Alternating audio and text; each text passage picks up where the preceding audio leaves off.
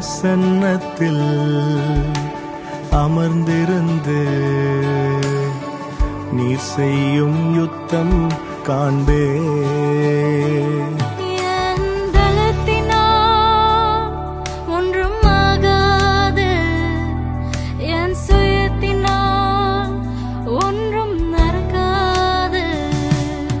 என் பலத்தினால் ஒன்றும் ஆகாது, என் சுயத்தினால் ஒன்றும் நடக்காது. உந்தன் பிரசன்னத்தால் கூடுமே, உந்தன் பிரசன்ன